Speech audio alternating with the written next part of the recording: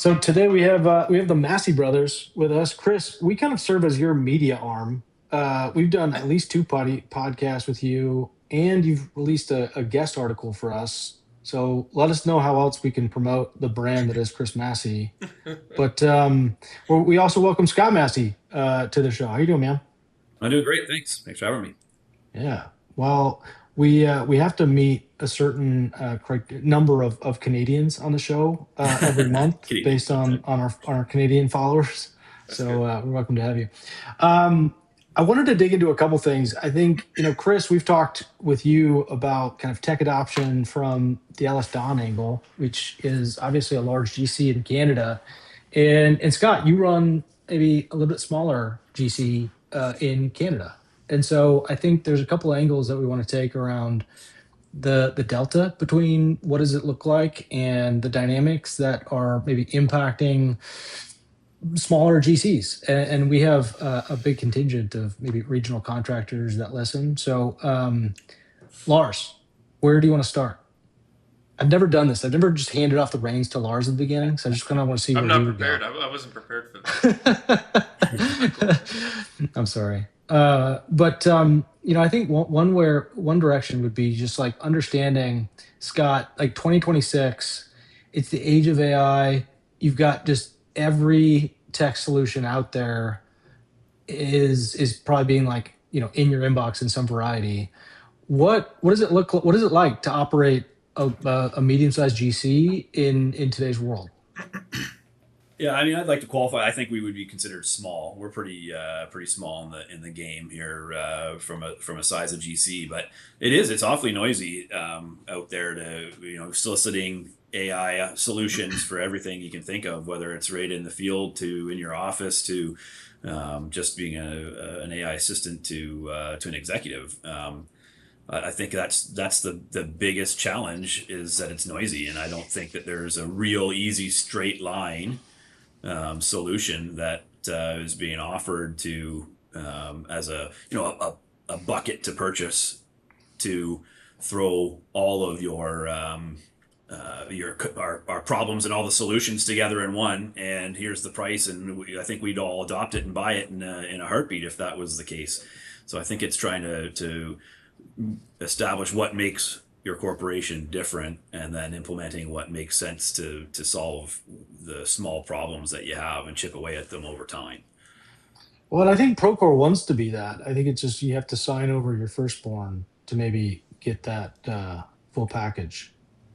Yeah, Yeah. I'm not even sure actually, but I do understand there's a price point challenge there, um, but I don't know enough about it to. I think you guys you maybe do a little bit of soul searching over it since the last few weeks have gone by that we met Stephen, and I think the challenge has been that there's just so many options. It's so hard to choose where to go and what to get for the bang for your buck, and look at the economy, look at your work in progress, look at all of those things, and then make an actual informed decision. And something that will make immediate impact is the top of mind or top of the list.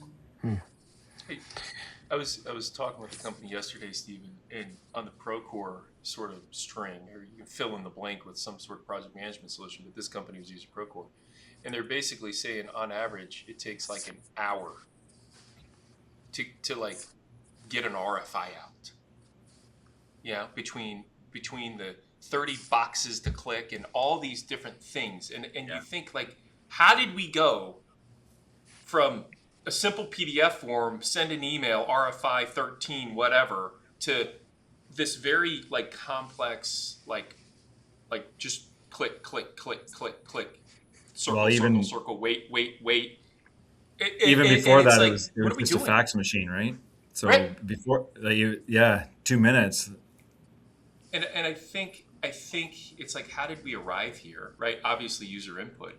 But it's created so much. It's not a one size fits all, and I am passionate on it's not one size fits all. And there's certain, if Scott's running a small to medium size, and he's not building the next $1 billion medical tower.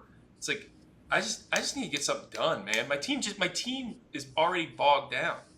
And Yeah. is AI going to help this? God, I hope so. But if I still have to click, or agents still have to click 30 times, Someone's paying for something here, right? I mean, I think it there's an analog to or at least a parallel to the internet experience. Just like generally the internet is kind of terrible right now. Like we've had it for a number of years now. And if you try to get anywhere, it like asks you if you're a human, you have to log in multiple times. Sometimes you have to pull out your phone and like grab Yeah, like an authenticator. yeah, It's like double how authentication. yeah, like how did we all wanted to get better and somehow everything got worse. Maybe this is just like a what grinds my gears episode. Human beings have a tendency to create something for good and then really destroy it over time. Yeah, Yeah. it's like social And media. I think there's a lot of drain to that experience, to that point, Stephen, of we used to be able to we create things to improve efficiencies and to overall better everybody, and then somebody ruins it so that it's whether it's stealing your credit card from the site or whatever it is, somebody ruins it, and now we have Yeah. to put in all these stop gaps in, and now it's no longer efficient. Yeah. Yeah, you're right. So if we go back to, Chris, we talked about kind of tech adoption as like a competitive boat for LS Don, right? Like that you guys have to adopt certain elements of tech to kind of drive the different, efficiencies, the kind of projects you're going after, you know, and on the other side with your business, Scott, there's a little bit of a different motivator or incentive, I'd imagine, right? It's not necessarily competitive, but it's like, how do I position myself for growth? How do you think about that as it relates to tech and what it could do for your business? Well, I think there's definitely options, as we've talked about, the being solicited options all the time. I think that the challenge becomes carving out the reality of you know fostering a relationship with your entire staff, your subcontractors, your consulting team, to understand better that the confidentiality issue of AI, for instance, that it's not that it is or it isn't a problem, or how can we safeguard that so that we aren't worried about sharing our intellectual property to a robot, so to speak, and also taking the dive with you of unknown amounts of benefit with unknown amounts of spend. That I think that's the largest challenge. Do I think there's opportunity? Absolutely. Yeah. I do. I think it's expensive. I do, and I think that's a large barrier. I think the majority of people with good leadership will go through it. Like I know like Chris has struggled with, I'm sure, some buy-in on for like lack of better descriptions, for like say a sub trade saying I'm all in, no problem. I'll give you all my information. I'm sure that's been challenging to foster that relationship and to get that information. But if you don't get that information, then everybody that's in that boat loses everything they've invested. Yeah, it's as simple as a BIM model, right? If Yeah. if only one subtrade wants to go and use the model, then I don't know if that does you any good. You have to kind of Mm. get pretty much 90% of everybody on the same model, or else it's not going to work. I think in our jobs, the challenge is that my life cycle, like the life cycle of an MCI job, is from probably delivering a stipulated price. Um, it's probably in permit and construction starting in 6 months and then finish the next 6 to a year. So we've got a life cycle of a year and a half to 2 years, working with that team, Mm. which I think is a hindrance, because the larger projects with longer durations, the investment is easier to prove. Yeah. Well, and we talked a bit about how, the industry isn't a monolith, right? And it's highly fragmented and highly differentiated. And we get stuck thinking that the reality is represented by the top 50 here, ENR here in the US, which every job it has some element of reality capture.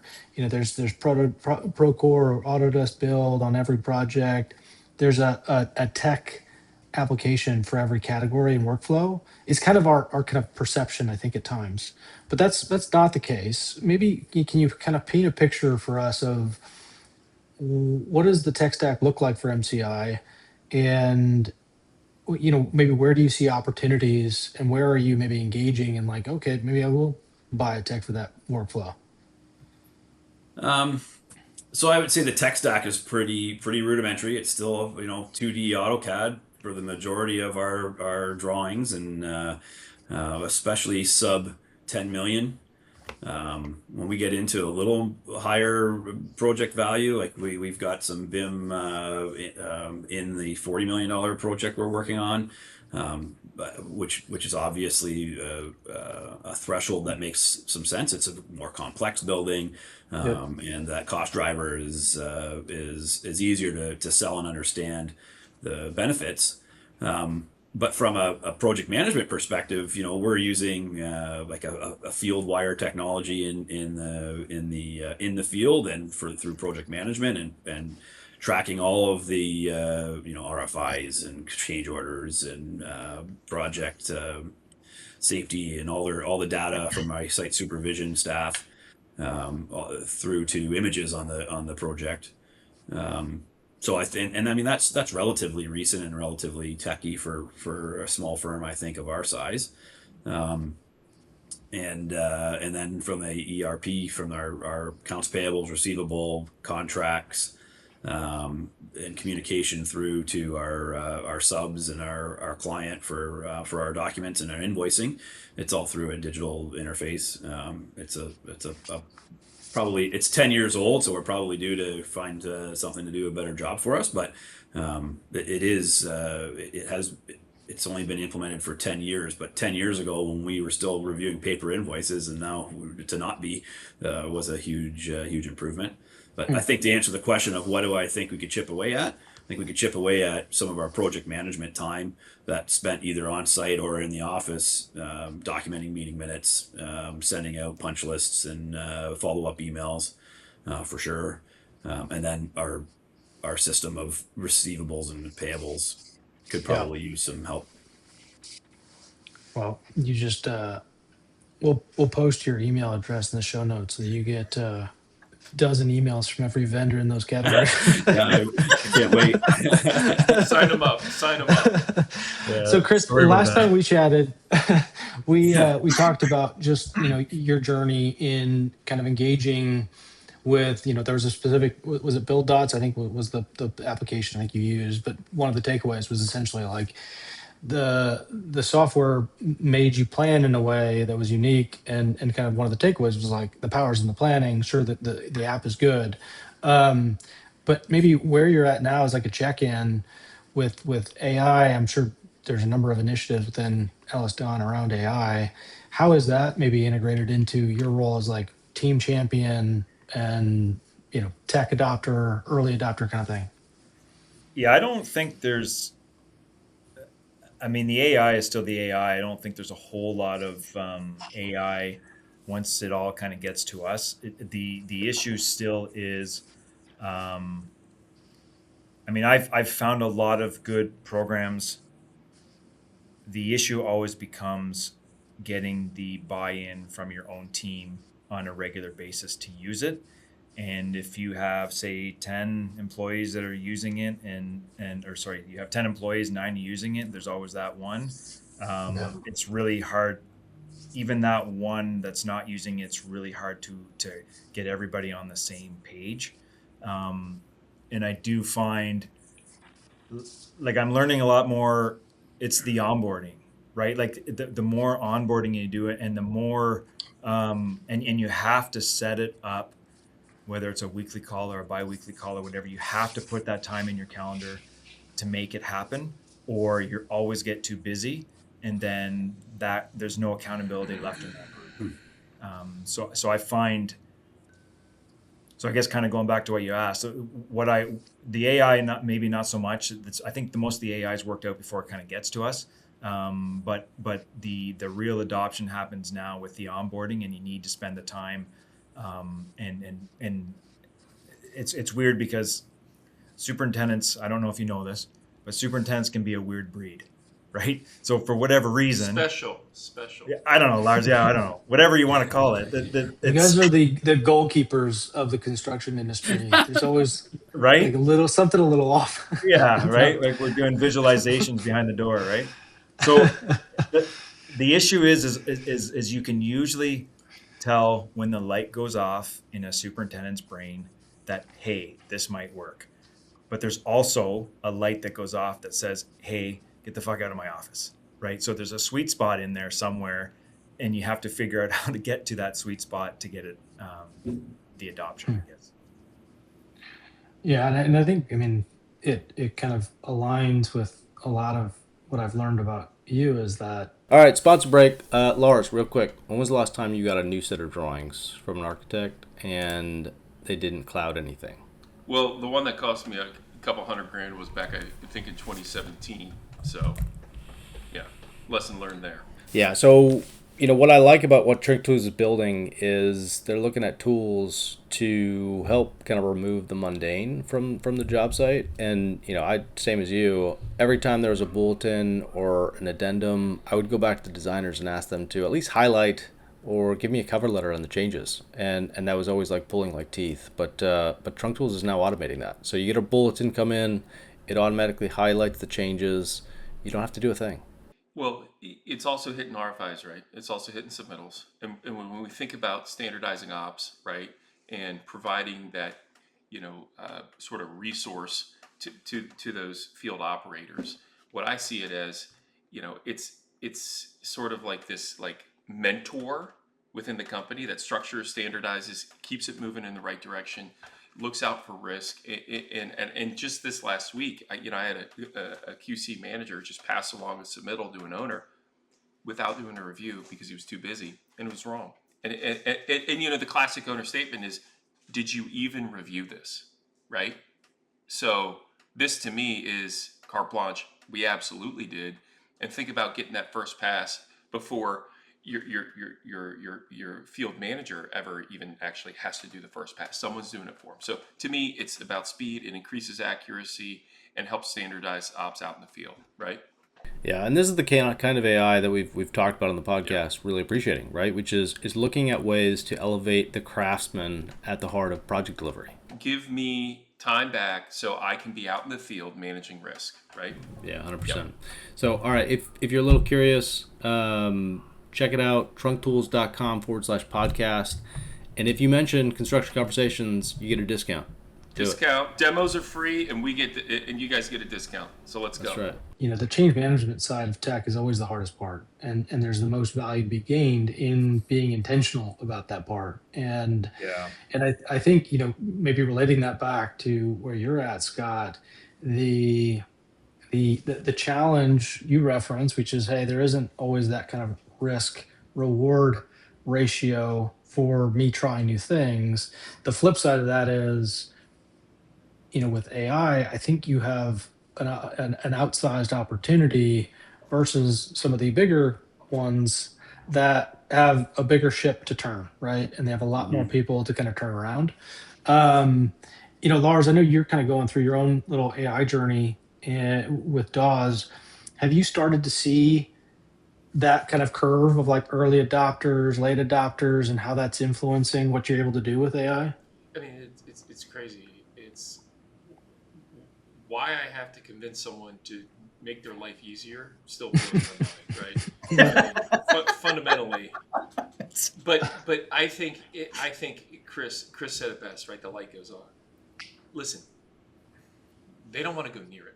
They don't want to sign up for it. We got an enterprise account over at Claude, and I'm like, no, you're going to do it, right? And let's start doing little examples. Drop your resume in there, reference the brand guidelines, put your certs in there, and say, create me a DAW specific, check this out, resume for this project we're targeting right now. And they're like, holy, that would have taken me all day, and I would have like not wanted to do any of it. I'm like, exactly, you want to be building a job. My goal is to get you building jobs to kill this stuff. Yeah. And light goes on, right? Like light went on, right? Yeah. And it's like, my job is to extract what's in your head around what it is you do, how you do it, right? We talked about this, Stephen. But it's like, Okay, change management, RFI process. What is it? What's our fabric? What is it? Who we are, who are you? And I'm thankful to have a really small team in startup mode, right? That we can pivot at any point in time. And these are guys I trust. I would not, and I'm talking to Scott here, it's like, I couldn't imagine trying to be a big company right now because you're so ingrained in doing it the old way. Doing it in the way that was previous to, I literally have an agent being a contract admin right now. Wait, Yeah, I think it's Wendy. I brought my mom back. I think a lot of the problem is that there isn't, you can't make a decision. So you have all of these things that you have floating around, and you can't. Everything does something different, but it doesn't do exactly what you want it to do, right? And that's, I think, probably Lars, is more of what the issue is that you need a one.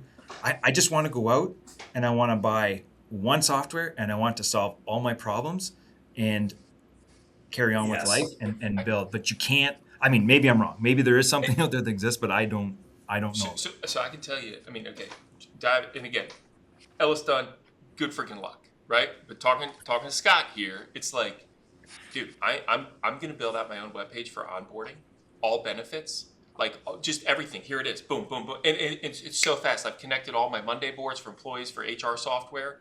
It's now all in one place. I'm building my own time and record keeping app. I don't need to go buy some $5 a month per user, per this, per that. You don't need to do any of that anymore. And I think just to add some context to that, like, not to throw shade at you, Lars, but like 3 months ago, you didn't have a cloud account, right? So like, no, right? I had ChatGPT, and then I was afraid to use Claude because of all the MD file. Like, hold on, what's an MD file? And I feel like I need to be a developer now to understand this, versus like once the light went on. And I don't think of myself as like super tech savvy, but I'm like, I should be able to figure this out. Like, I got to figure this out. And it's like, all of a sudden, it's like, I get this. I get this. Yeah. And I think part of it is how do you maintain a culture that hands off or creates an ecosystem where people want to try certain things, right? And I think this has been the big challenge that we've talked about before, which is in the innovation space, centralized innovation is really hard.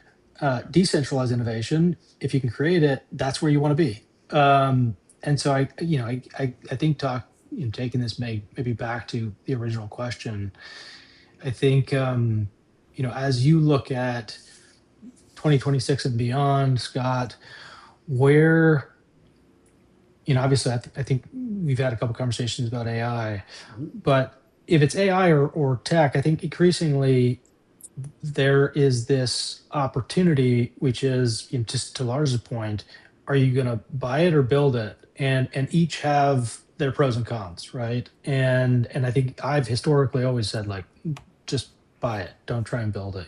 You're not a developing team. But as fragmented as this industry is, I don't think any tech company, and probably one or two, have like mapped out MCI group and been like, okay, this is their challenges. These are their project types. This is like their internal dynamic. This is how we're going to build an app that really solves problems for them. And I think that's where AI really starts to shine in a build approach, which is if you have the right domain expertise and you have an understanding of that space, you can build things just for you. So Scott, just go build everything, I think is the and I think I think I'll just start tomorrow. But I think that I think the cool part of the conversation here is, I think we keep talking about, and it keeps coming to, is that the reason it probably doesn't exist is because there's some reason that we're unique and in the industry for as long as we are, and we're doing different things. And that's whether it's because we're just specifically in construction, or because we're in, specific areas of construction, that like the GC market for lack of better descriptions, right? Like maybe that's just the challenge, is it's so, like you said, fragmented and different from one project to the next. However, I think you probably could draw some similarities from my last, 15 larger projects that you could say, typically this is how it goes. So we can probably work that way. Yeah. And I think the underrated element of this conversation is how important data structure and cleanliness is. And a part of that is like understanding actually your competitive advantage as a company. And I would go on a limb and say that a lot of GCs don't actually know what is their competitive advantage, and whether or not it's your people, or whether it's the way you handle projects or delivery, or the experience you create for clients. I think understanding that and having that inform what data you really care about increasingly becomes really important, because if anyone can build the UI layer, the differentiator is that data hub and is that data layer. And so yeah, I think there's some opportunities there. Yeah, I don't disagree. So maybe let's go back to DAWs, Lars. As you've kind of looked at integrating AI, how specific have you been about kind of data management at a project level? So we're using Autodesk, and I will tell you, I look at it more or less from an output based, like a results based sort of structure, and we are we are coming in with no PDFs. Everything will be a form, like a fillable form on a tablet. And then because of that, I have then backend access to move that data anywhere. When you bury things in PDFs, it becomes really hard to extract and like push and pull data. And so we're coming at it from this data as you input it, it is never meant to look pretty. It's not meant to have your logo on the top left or your address at the bottom. You're answering questions. Yeah, it's just strictly data. It's strictly data. Yeah. And so I'm stripping away the branding, and then now this is where it gets really interesting, because you can connect, say, the Power BIs, you can do all that, and then you can have agents basically grab that data, present that data, do anything you want with it once you get it in a way that sort of is how you want to interpret it based off what does an owner look at, what does the executive look like, what's the most important to the field. But we are specifically trying to stop focusing on what does paper look like versus what do dashboards and what does this whole other world look like after you have the discipline to like do a kick-ass daily report. Like, here's production, quality, safety. Here's 300 data points I need every day to determine if we're winning or not, right? So, and again, once you get it out of Microsoft Word and formatting issues, you think like superintendents love it when like everything like shifts over. It's like they just fucking down, close the laptop and off they go. But it's like, why are we even living in this world? Like, that shouldn't exist anymore. So that's what I'm trying to focus on, Stephen. And then again, with that, then you can layer on the agents to go and chase things. That's what I'm passionate about. That's what Contracts Connected is all about. It's like, why do I have to serve this computer? The computer should be serving me. Go get it done. Go chase it for me. So again, I'm so amazed still at these $1 billion, if not however many zeros behind these things are like it's like, print me off a report, then I got to go make phone calls. Like, what? What? That isn't tech. This is pathetic, and you're charging me how much? And I do think the pricing models on all this has to change. It has to get to usage. It has to get to usage.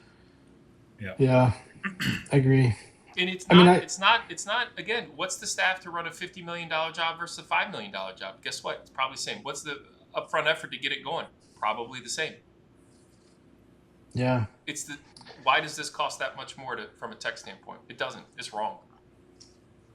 They gotta support their quarterly goals. So I talked to a PM the other day at a regional contractor, and I think in the same way that there's a misunderstanding of how fragmented the industry is, and there's a separation between like what we think is the reality for everyone, which is actually just the top 50 E&R GCs, and everyone else. I think in the same way there's like this enterprise bifurcation of what the realities of job site and project delivery is. And I'm a number of years removed from running jobs at this point, and I don't. It doesn't seem like nothing or much has changed. Like this PM was kind of talking through his day to day, and it's tasks, it's data entry, it's document management, it's like translating information from one hub into another. And again, like he's a regional contractor, so he doesn't have all of the tech, but that is his reality, and he's Yeah. super frustrated and burned Yes. out. And it's like, how did we Yes. get here again? Why does an RFI take an hour to do behind a computer screen now? Yeah, and You I just guess summarized it. That was it. well, and I think the folks in the tech community listening are like, well, I want to sell him things. I just need to know how I access him. And I think, listen, we have sponsors, and one of the Yeah. reasons we have sponsors is because there's some tooling out there that I think is really worthwhile. That if people can get access to them, that they maybe just haven't heard of, like they should use them. But I think there's increasingly a need for a revamp of just an innovation layer, that can maybe try and find these problems, and you can actually fix these problems in ways that are more practical than they used to be. But maybe Scott, that's a question to you of historically, like innovation has been maybe a luxury at a certain revenue size. But how do you think about integrating innovation into how your operation runs? I would think it's probably aligns more rudimentary, like more tools and making easier work for less people, right? Like a piece of equipment or a machine versus digging the trench by hand, kind of theory. Um, a truck or a trailer or a piece of equipment that will help alleviate some additional time. Um, I don't know of any real scenario recently that's been a real innovative approach that we've taken, or I certainly can't remember off the top of mind. Like I said before, we've you know our Gantt charts have gotten more complex. Our RFIs and our change order process, I believe, is better than it was 10 years ago. I agree with Lars's sentiment to why does it take so long to put it into 17 different forms or fields. If it's driven by an architect or an engineer, for instance, or a consultant that has to see it a different way. Yeah. But I would say my approach to it is that it's trying to land the job, move the job through permit and get it started, and focus on trying to do that more efficiently. But how? Yeah. I But there's mean, no target. Like there's no dollar value. I don't have a slush fund sitting in a bucket that says, okay, this 50K is going to innovation this year, and it equals X, and maybe that's a deficiency. I don't know. I don't know, Chris. Does Ellis Don have that? I mean, is there the expectation that somebody in Toronto or London is sitting on here's your spend for the year, improve our efficiency? I mean, I'm the wrong person to ask that question to, but we certainly have a team of people that monitor what the world Yeah. looks like from a tech perspective. So I don't have a good answer for you. Hey guys, if your experience was anything like mine when I was a PM, change orders were kind of a pain. You send the change order, then you spend the next 2 weeks chasing it. Subs are texting you updates. Meanwhile, you have a change order log buried in email. Your spreadsheet doesn't match theirs, and you're just trying to figure out what's actually been approved. Meanwhile, your subs are waiting on answers so they can get paid. The owner doesn't really have the visibility they need into cost exposure, and nobody finds out that the numbers don't reconcile at all until closeout. At which point, everyone suddenly disagrees about everything. That's not a people problem, it's a systems problem. Everybody on the job is working out their own setup. Your ERP, their spreadsheet, someone else's inbox. Change orders end up getting stuck in the middle of all of it. Well, ClearStory fixes that. It's a shared cloud based change order log where GCs, specialty contractors, and owners all see the same information in real time, which is key. Submit and track their work. GCs stay on top of status. Owners see cost exposure before it becomes a surprise. No more digging through email trying to reconcile the logs at closeout. Just change orders under control, which is a unique concept. Check it out at clearstory.build. I mean, just to give up, how I came to know Ellis Don was through Mr. Chowdhury Hamad. Oh Obviously, yeah. he's moved on, but I think Yeah. there's a big kind of team. I think that he's he stood up originally, and I'm sure there's some leads there. But yeah, I think that is like innovation is a category that has got a lot of focus, and a lot of bright people have ended up in those seats. And we've debated on the show before of why that doesn't drive more change. And there's a couple different maybe paths you can go down that kind of diagnoses the challenge. But maybe Lars, looking at Dawes, what Yeah. yeah, what's your perspective? Well, I think it's certainly selling on the software side to larger organizations. There's so much maturity in these organizations and interconnections across departments and risk analysis and nothing. I think we're beyond like these like little single point solutions, right? Um, and at least I see. I think just the big challenge there is this affects multiple divisions, departments, people, and so how do you decentralize that? But how do you standardize? That is a huge challenge, right? Huge, and get then back to your thing. It's like, hey, we're gonna do a project management software. Well, what happens when the one guy's like, well, I'm not doing that. Yeah. And I don't know, is that specific to construction? I mean, does that happen in healthcare? Does that happen in the auto industry? I don't know. But I think, again, I believe I'm in a very fortunate position. One, at my previous company, we had I called it an elastic culture. No one got in trouble for breaking anything at any moment in time. Like never. It was actually encouraged, like go break things. No one's gonna die, and we're gonna learn something. And hopefully we learn it faster than our competition. So go try to break it. And I think that created a very fast moving and accepting culture of trying new things. Yeah. Okay. And I'm thankful for that. I was exposed to the opposite of that. I'm like, okay, this is a problem, right? This isn't good. And so it does, again, with the introduction of where we are now with technology, I believe we are at this like juncture of I think we can actually simplify. Right? It's been stacking. Now it's like, wait a minute. One, we can't stack anymore. People can't handle any more apps for anything. And I actually now have a full-time development team. I've got this idea. I'm just going to go test out some of these crazy ideas. And maybe they can simplify my life. And so that's where I feel like I believe there is a future where the Procores and some of these big things, they don't exist anymore. They just don't. You don't need them. You don't need them. So.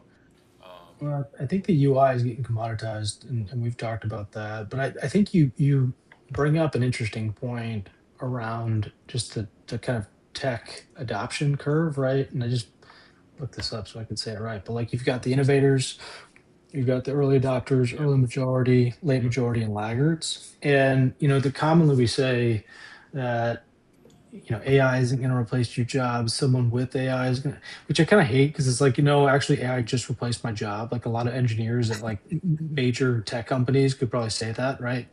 Um, but I think it may be more accurate. It's like, no, not so much uh, you using AI, even though that's a result, but it's where are you at in that tech curve? And are you a early majority, or are you a laggard or a late majority? Because if you're a late majority or a laggard, it probably indicates that you have lower agency. And I think agency is increasingly like the one ingredient that I hire for, like just agency and like a little bit of like a willingness to learn. Because in this environment, that kind of separates people. Yeah.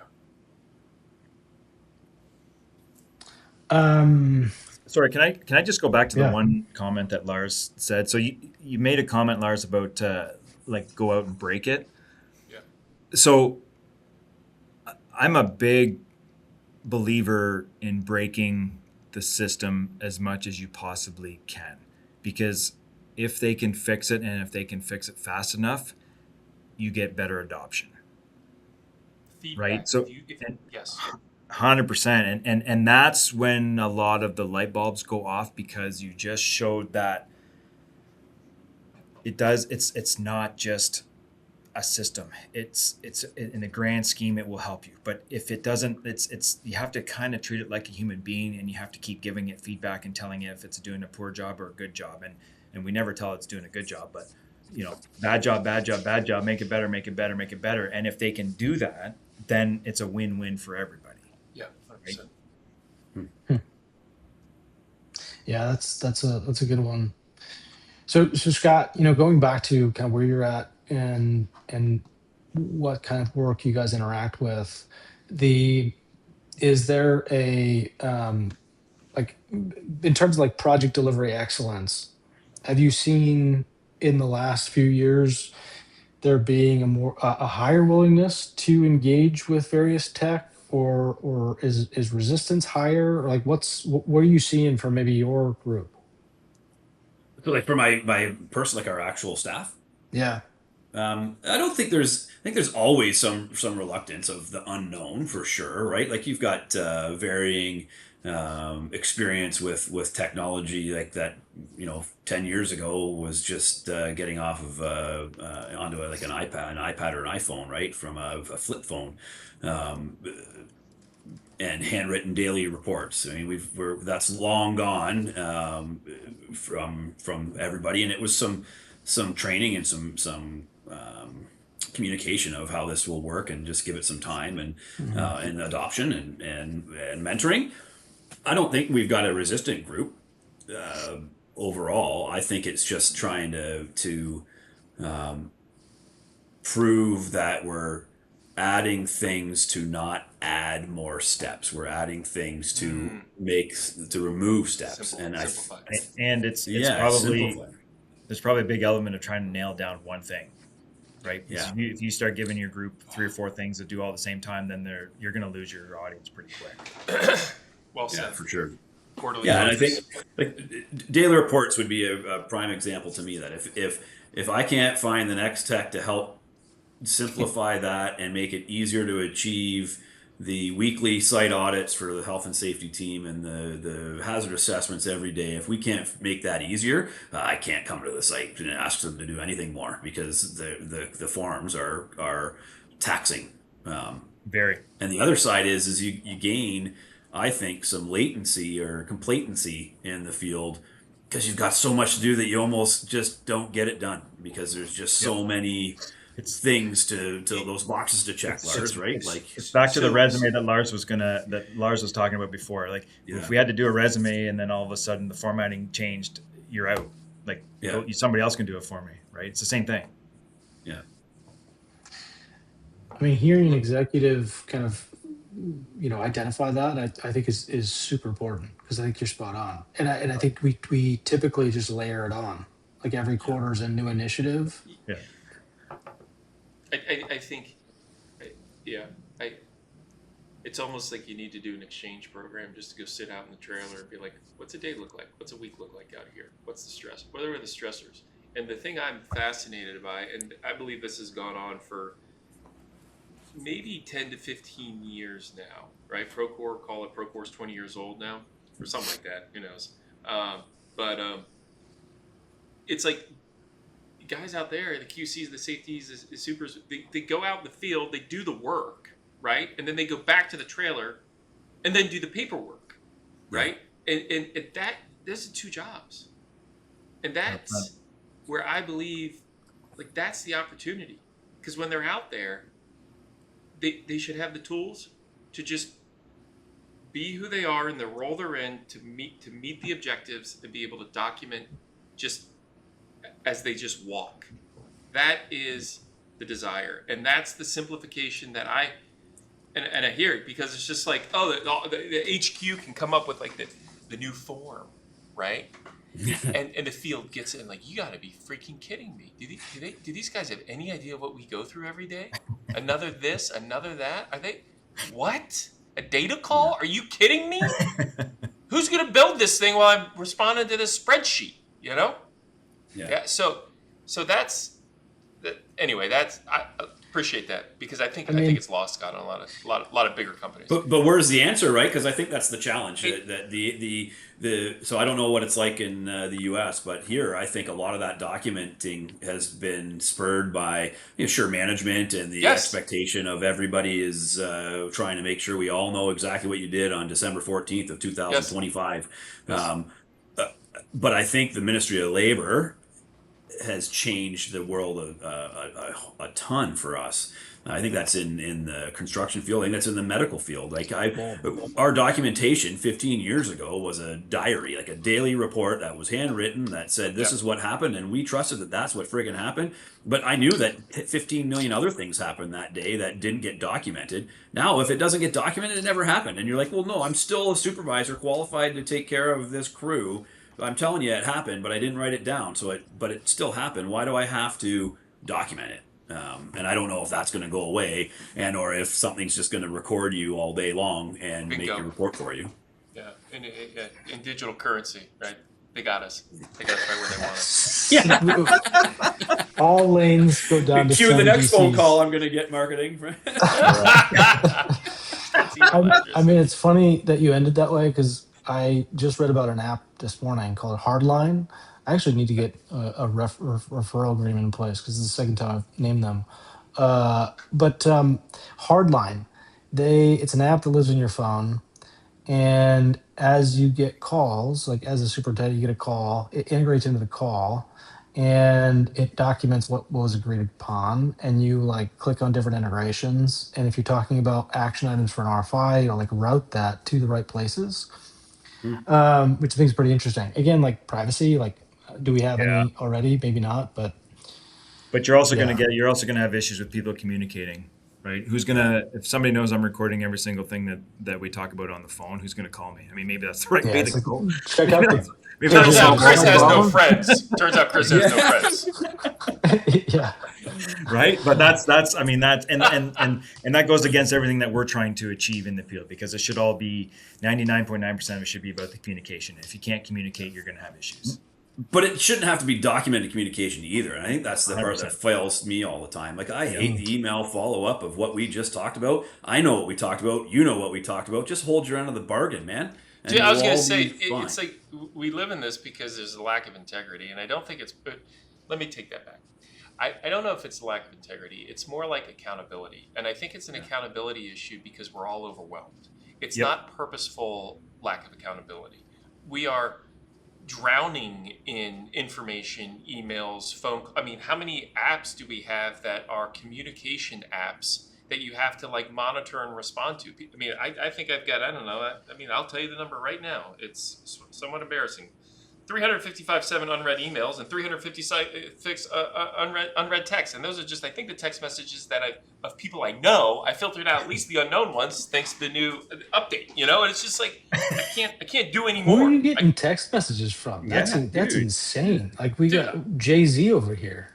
Bro, since we What? started this, 1, 2, 3, 4, 5. Wow. Okay. Well, we all feel. I don't know about you. I'm signing deals. Okay, Steven. Okay.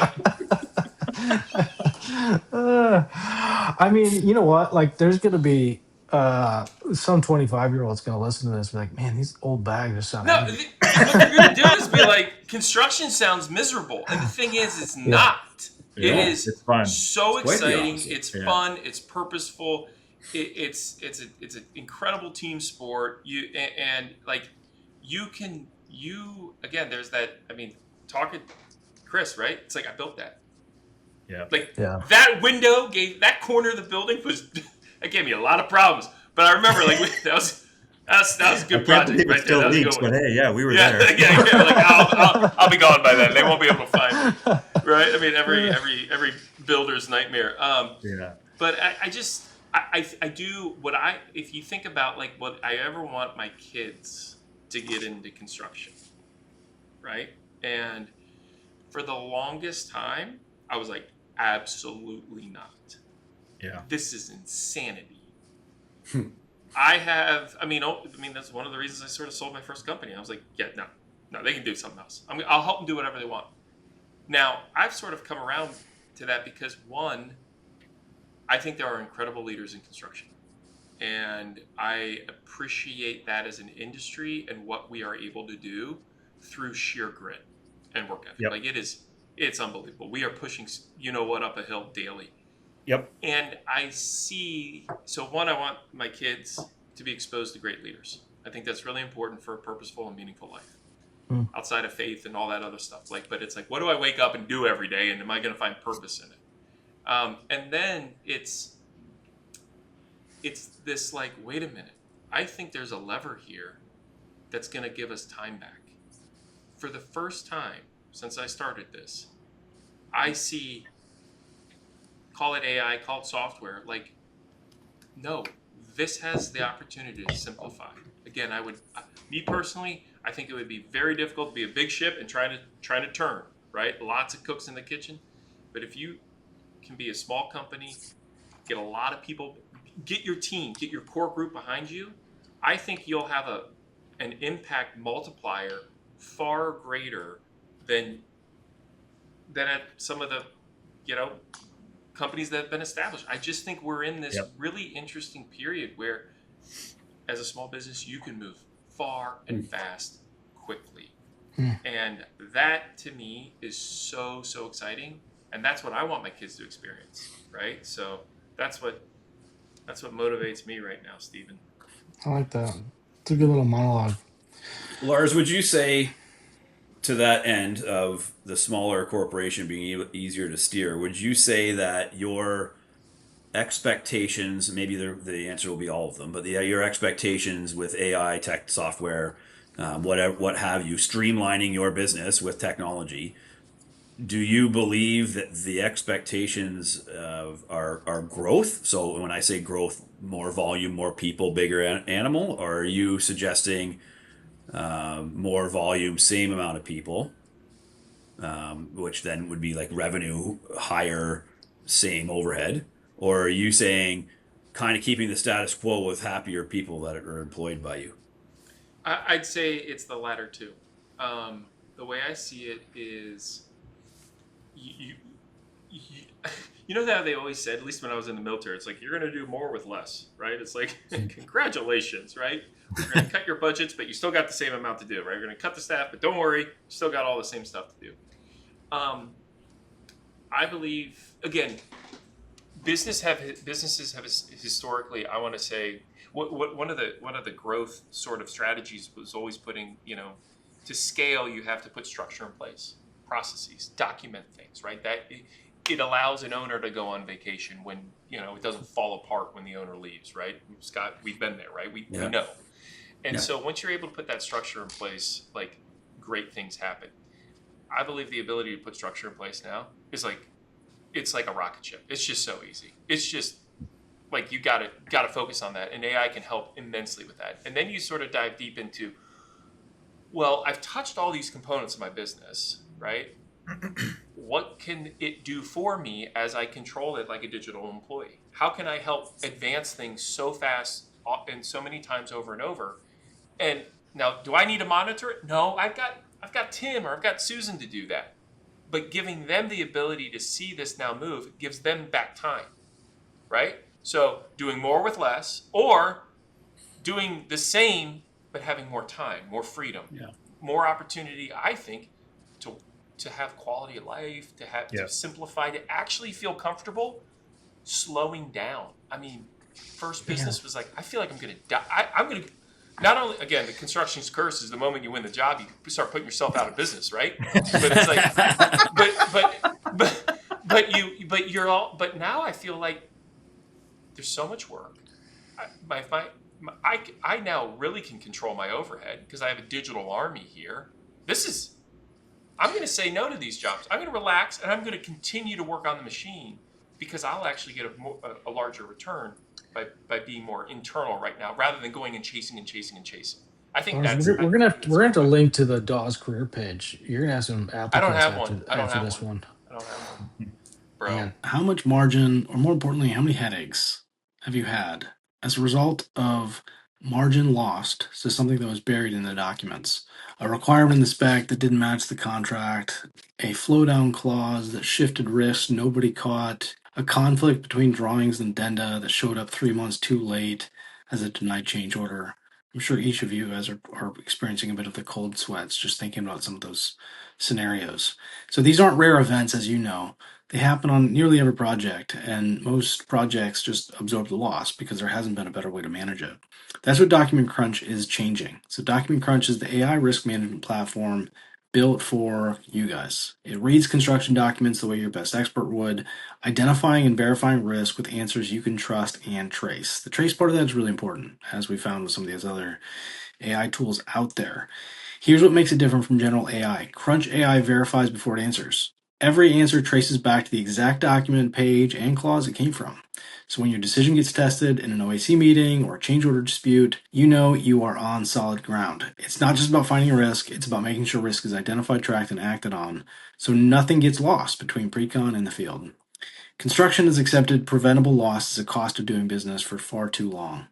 Document Crunch is setting a new standard. Learn more at documentcrunch.com/construction conversations. Check them out. Last question. We're running out of time. Scott, if you were to go back to your former self, starting MCI Group with what you know now, what would be your advice? I'm not sure that. I think my advice, yeah, it's a tough question because it's always interesting to go back and think through, 25, 26 years of time.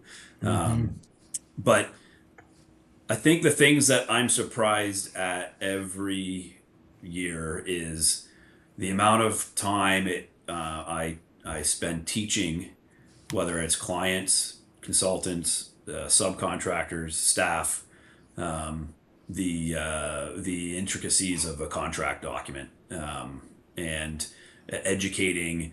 One small word change in a construction document can make a huge implication of risk stacking up on one side or the other. And explaining to consultants, especially consultants, they seem to like to really protect the client in their changes to supplemental conditions. Those changes are an immense shift of risk, and you're paying for it. So Yeah. I think education and continuing to tell the same story all the time to like consultants and sub trades. And I think I never would have imagined that. I mean, I spent some time.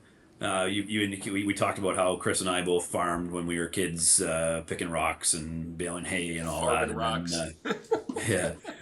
Then working on some construction sites. But I did a brief stint in retail, and I don't think I realized at the time. I know I didn't realize at the time that I was learning so much about empathizing with a customer, communicating with a customer, being better at communicating, because the result that you had when you just told somebody tough break in the retail world ended up to be, a manager that's got to deal with your problem, right?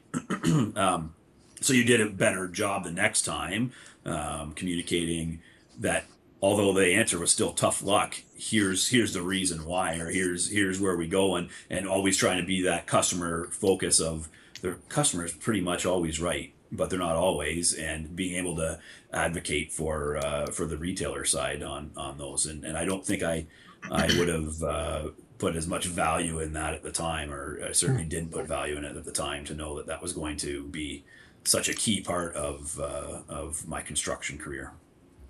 I love that. Well, it's clear that Mr. and Mrs. Massey did a few things right. So appreciate you guys joining us. And Lars, any final thoughts? Absolutely. I was hoping you'd ask me. So, Scott, amazing on the empathy sort of curve there. Your youngest brother, right? So, Chris, oldest brother, where's his empathy scale on 0 to 10? Like 10 Ooh, being super high empathy. I'll give it a 1. 1 being it exists, but it's obviously very, very low. So I think the answer would be he's likely somewhere in the middle. I think he's in the middle to the upper half. He's got quite a bit of empathy. okay, impressive. Thin candy shell on him, though, right? Like, I think There we go. Chris is role. Yeah, this is going to make for an awkward Christmas dinner, I think. My younger brother told me I had a 5 on the empathy scale. Oh, yeah? Okay. Okay, here we go. That's failing Okay. here in the U.S., Scott. but I think we knew what you mean. No, I don't think it's. I don't think Chris fails at it. I think his role requires the hard ass life, Yeah. right? Like, Yeah, and I don't think that doesn't mean 100%. doesn't have it. I think he needs to check that emotion so that he can then calculate the risk to the answer. No, well, I think appreciate that, and I think so much of the construction industry is just this, sword and shield, right? And obviously, Chris, from getting to know you, you're a great leader. Great leaders don't have low empathy, right? They understand what's going on. But Scott, it was interesting to say, like, I learned in retail, like, what empathy was, and how that's translated over here as a business owner and owners and employees and all that. And frankly, and I love that because I've had to learn that because it was engineered out of me in the military, right? It was pulled out. Yeah. And so my wife was like, "Do you know what empathy is?" I was like, "Yeah, I've never heard that word before." Yeah. Right? Can't even spell it. Can't even spell it. I can't even spell it. It's awful. Get it off me. Anyway, Chris and appreciate you Scott, guys. yeah, thanks for joining us. If you live in Canada, find a way to work with or for one of these guys. They're good dudes. Thanks again.